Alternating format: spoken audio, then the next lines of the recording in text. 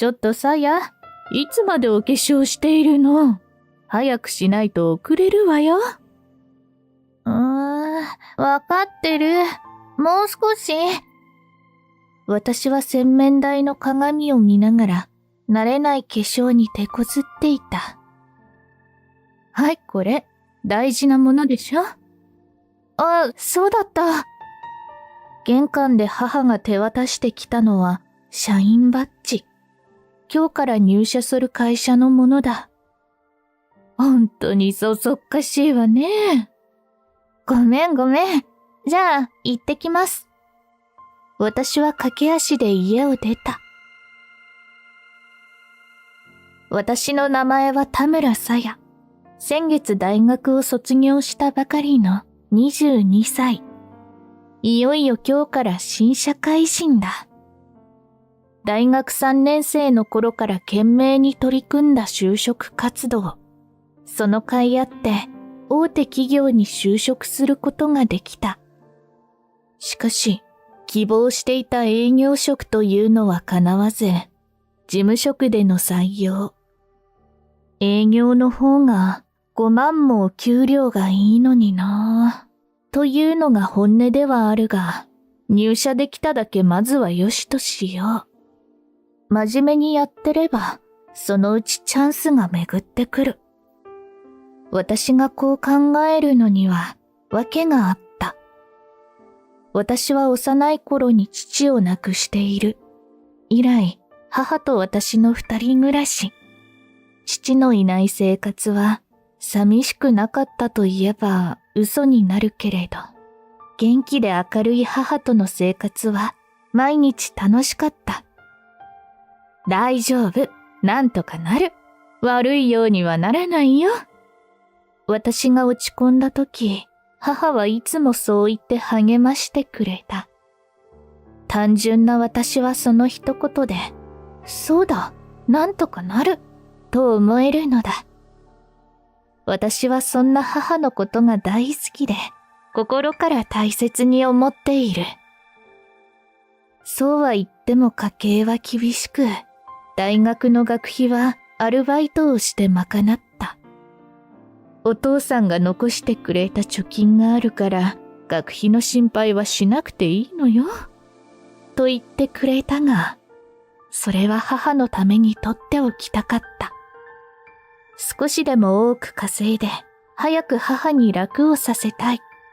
その思いがあったから、バイトと勉強の両立もこなせたのだと思う。そして今日、ついにその思いを叶える第一歩を踏み出す日が来たのだ。満員電車に揺られ、四谷駅に着いた。真新しいスーツに身を包んだ若者がぞろぞろと降車していく。あの人たちも私と同じ会社の新入社員かな。私はそんなことを思いながら足早に改札を抜け、会社へと向かい歩き始めた。その時だ。お父さ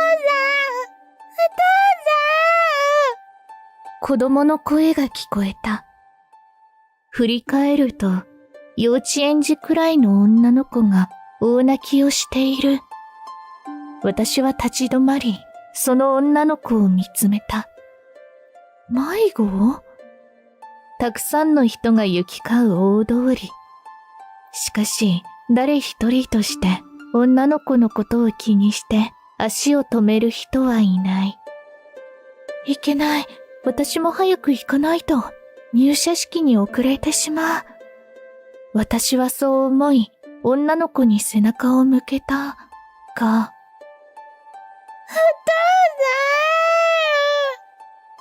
その声を聞いた瞬間、小さい頃の記憶がフラッシュバックした。今日の夕ご飯何かな？さあ、なんだろうな。さや、ハンバーグがいい。お母さん、ハンバーグ作ってるといいな。父の笑顔と並んで歩く幼い私。聞こえてきたカラスの鳴き声。遠くに見えた夕焼けが私たちの長い影を歩道に移す。そして、危ない！父の叫び声が静寂を壊す。ドンと押された衝撃、転がる私。見上げた視線の先には、すぐ脇の木に追突したトラック。お父さん！お父さん！血だらけになって倒れる父の横で、私はずっと泣き叫び続けた。お嬢ちゃん、大丈夫？気づくと私は女の子に声をかけていた。お父さんとはぐれたのかな？ヒック、ヒックとしゃくり上げながら女の子はうなずく。お名前は？町田、リオ。リオちゃんって言うんだね。お家の電話番号わかるかな？わかんない。キョロキョロとあたりを見回すが、リオちゃんのお父さんらしき人はいそうもない。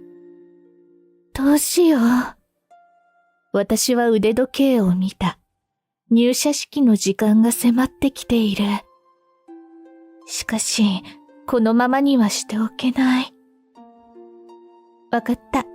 じゃあお姉ちゃんと一緒におまわりさんのところに行こう。目の前にいる女の子はあの時の私。もしかしたらお父さんの身に何かあったのかもしれない。私はリオちゃんの手を取り、交番へと向かった。あ、じいじだ！突然リオちゃんが叫んだ。え？じいじ？私はパッと後ろを振り向く。リオ、じいじの手を離しちゃダメだと言っただろう。リオちゃんはおじいさんに駆け寄った。どうやら散歩中にはぐれてしまったらしい。じいじ、お父さんは？お父さんは会社に行っただろ。じいじと帰るよ。よかったね、リオちゃん。私は安心してそう声をかけた。お姉さん、迷惑かけてすまなかったね。出勤途中だろう。おじいさんはスーツ姿の私を見て、そう声をかけてきた。もう遅刻です。でも、いいんです。笑ってそう答える私に、おじいさんは言った。いや、そんなわけにはいかない。実は、私が小さい頃に、父が事故に巻き込まれたんです。私の目の前で。その時の私も、お父さん、お父さんって泣きながら大声を出してました。だからお父さんって泣いているリオちゃんが自分と被って放っておけなかったんです。私は大丈夫なので、リオちゃん、よかったね。じゃあ。私はリオちゃんとおじいちゃんに別れを告げ、その場を去った。お姉ちゃん、バイバイ。笑顔で手を振るリオちゃんに、私も大きく振り返した。とにかく急がないと、事情を話せばどうにかなるかもしれない。すみません、遅れました。私は入社式会場に飛び込んだ。田村です。田村さやです。受付にいた男性はちらりと私を見ていった。交通機関の遅延証明などをお持ちですか？いえ、ありません。すると男性は言った。田村さん、残念ですが、あなたの入社は取り消しです。さっきのことを説明しようと口を開きかけた私を遮って、その人は続けた。体調不良は自己管理。身内の不幸なら数日は来られませんね。田村さん、今日は入社式、出勤初日ですよね。そんな大切な日から遅刻をするなんて、社会人としてどうなのでしょうか。しかも無断で。メガネの奥の目が冷ややかに私を見つめる。社員バッジ、お返しください。もう、何を言ってもダメだろう。わかりました。私はスーツの胸につけていた会社のバッジを外し、手渡した。失礼します。気づくと私は公園のベンチに座っていた。目の前では大きな噴水が勢いよく水を出している。私はその噴水を見つめながら呆然とした。まさかクビになるなんて思いもしなかった。はあ、せめて遅れますと電話を入れればよかったのだろうか。衝動的な自分のことは嫌いじゃないが、この時ばかりは自分の無鉄砲さに嫌気がさした。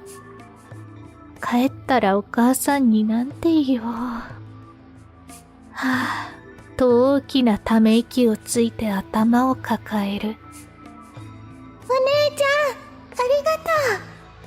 頭の中にさっきの女の子の笑顔が浮かんだ。よかったじゃん。泣いてる子を見捨てていい会社に入ったって意味ないよ。私は自分を鼓舞するように声を出す。大丈夫。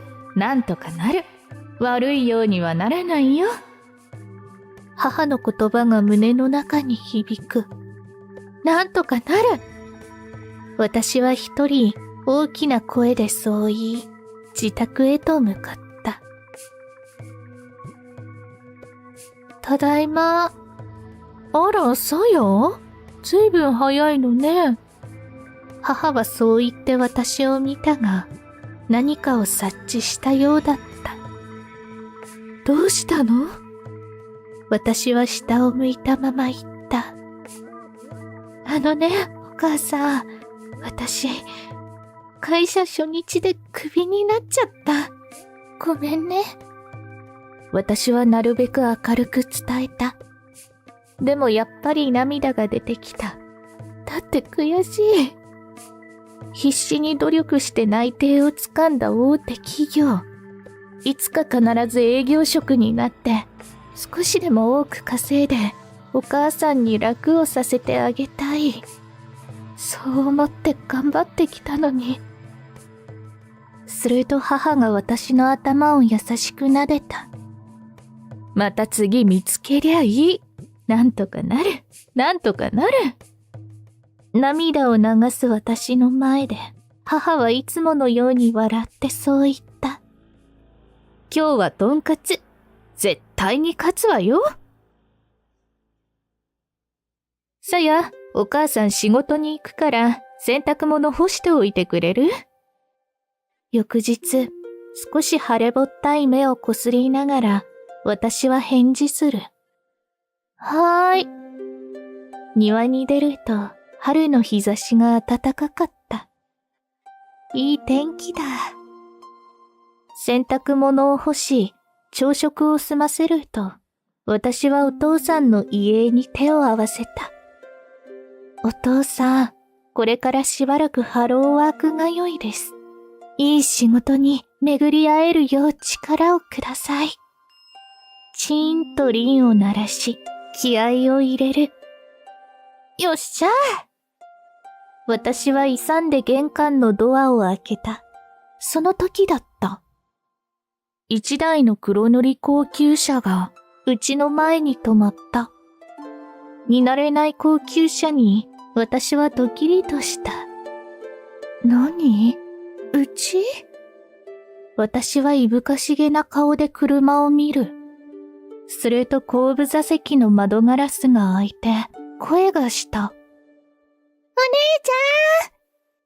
私は意味がわからず立ち尽くす。昨日のリオちゃん？続けざまに運転席から男の人が降りてきて頭を下げた。突然すみません。もしご予定とかなかったら、どうぞ乗ってください。その声の主はイケメン男性。30代半ばといったところだろうか。お姉ちゃん、早く！リオちゃんはそう言って手招きをする。私はわけがわからないまま車に乗り込んだ。昨日父から聞きました。あなたが田村さやさんですね。そうですけど、私、昨日自分の名前言ったっけ？もしかして、ヤクザみたいな組織？この黒塗り高級車、名前も知られてる。リオちゃんのおじいさんは、実はヤクザの大親分とか？頭の中で瞬時にいろんなことが駆け巡る。怖い。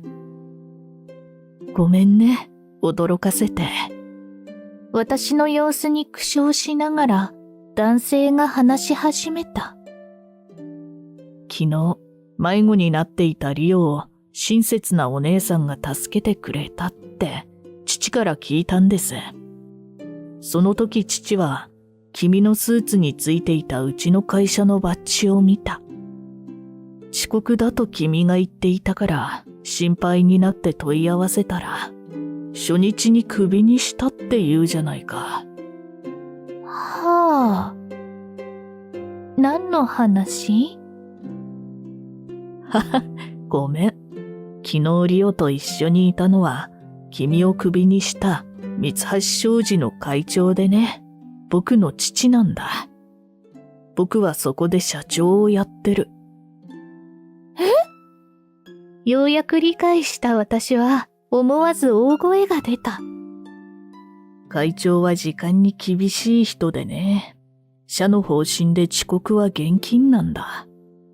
でも、きちんと事情も聞かずに一方的にクビにするなんてありえないことだ。嫌な思いをさせたね。本当に申し訳ない。いえいえ、遅れたのは事実ですし、私が勝手にしたことですし、大丈夫です。もう済んだことです。お気になさらないでください。しどろもどろに私は答える。いや、本当に申し訳なかった。じゃあ、行きましょうか。社長はそう言うと、車を発進させた。どこに行くのでしょうか？私は急に小声になって聞いた。会社に決まっているでしょ？リオちゃんは私の横でニコニコと笑っている。もう、なるようになれだ。もう少しマシな格好で出てくりゃよかった、と後悔はしたが、私は腹を決めて、車内でリオちゃんと遊んだ。一人娘でね、母親を早くに亡くしてるから、可愛くて仕方ないんです。社長はそんなことを言った。わかります。本当にリオちゃん可愛いもの。私が言うと、嬉しそうに笑った。結局私は再び会社に採用された。おそらく、いや確実に社長の計らいで、配属先が当初の私が希望していた営業本部になっていた。私は涙ぐみそうになるのを懸命にこらえながら、再び胸元についた社員バッジを見つめた。お母さんに言ったら、どんな顔をするだろう。クビになった会社に、また採用になったよ。わざわざ社長がお迎えに来てくれたんだよ。しかもね、配属先が営業部。想像するだけで顔がほころぶ。やったね、さや。昨日のとんかつが効いたね。母はきっとそう言って笑うだろう。田村さん、内線5番に社長室からお電話です。はい、田村です。ああ、どう？大丈夫かい？はい、夢みたいです。本当にありがとうございます。うん、頑張ってくれ。でね、要件は別でね。リオが今度の日曜日にお姉ちゃんと一緒に遊園地に行きたいと騒いでいるらしい。会長もぜひ行きたいと。私はその言葉をまるでふわふわの雲の上にいるような気持ちで聞いた。いつも突然で申し訳ないんだけれど。お母さんとお父さんの顔が浮かぶ。もちろんご一緒します。高層ビルの窓の向こうに一筋の飛行機雲が見える。その雲を目で追いながら、私は幸せな気持ちで電話を切った。